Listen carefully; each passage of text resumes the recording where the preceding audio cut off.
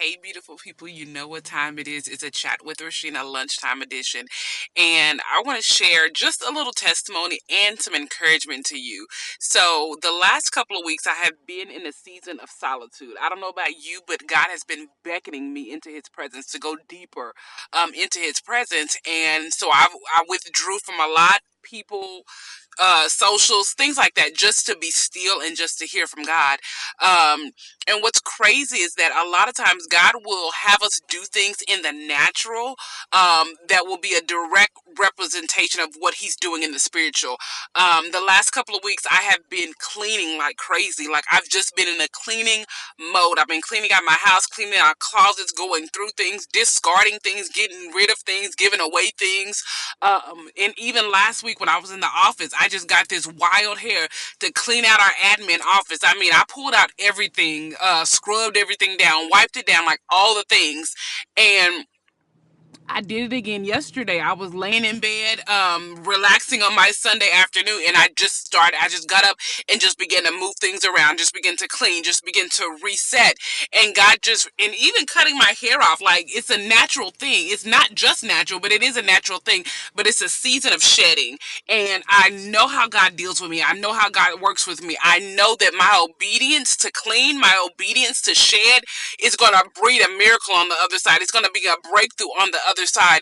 There were things when I cut my hair, God said, take a picture of the hair on the ground. I took a picture, and God just began to say, this is a shedding season. This is a season of letting go. This is a season of letting go of the hurt, letting go of the grief, letting go of the pain, letting go of the disappointment, letting go of the people that you thought were going to be in your life, those that you were friends to and they were not friends to you. Like, I need you to let that go, because He said, forget the former things. I'm about to do a new thing. Can you not see it? And sometimes God to use what we do in the natural to represent what He's about to do in the spiritual. So I just want to encourage you to be obedient to the small things that don't make any sense. Like, God, why are you having me clean out my closet? Why are you having me give this person all these things? Why are you having me go through my books and just begin to bless people with with books? Like, why am I doing these things? But I promise you, it is because God is preparing you for your next. Listen, God is about to do amazing things in our lives. And here's the thing, like, we don't know why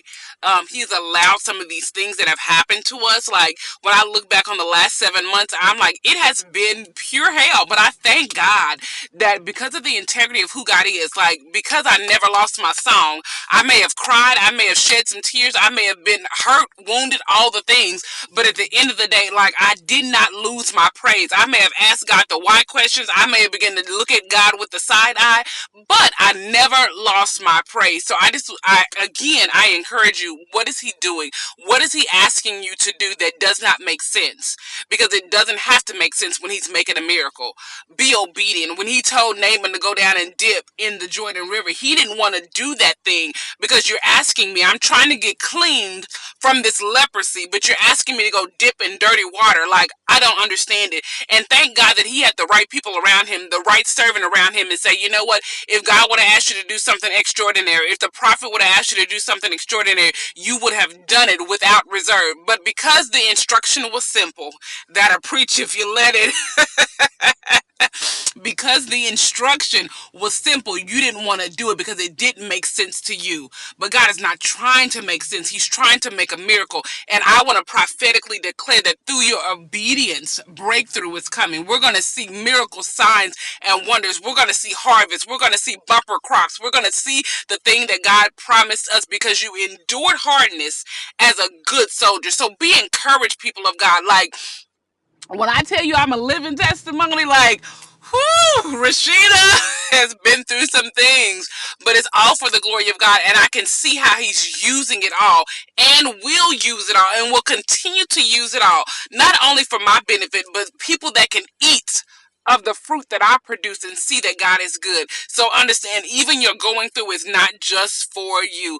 God is going to get the glory. There's a song, I think it's by J.J. Harrison. It says, there will be glory after this. It's going to be glorious. It's going to be glorious. It's going to be glorious. So I need you to prophesy over your own self. Remind yourself of what God said and go through the valley of the shadow of death. Don't pitch a tent when God said walk through. Don't pitch a tent and God is saying, walk through the valley. Y'all be encouraged and speak life over yourself. Have a great day.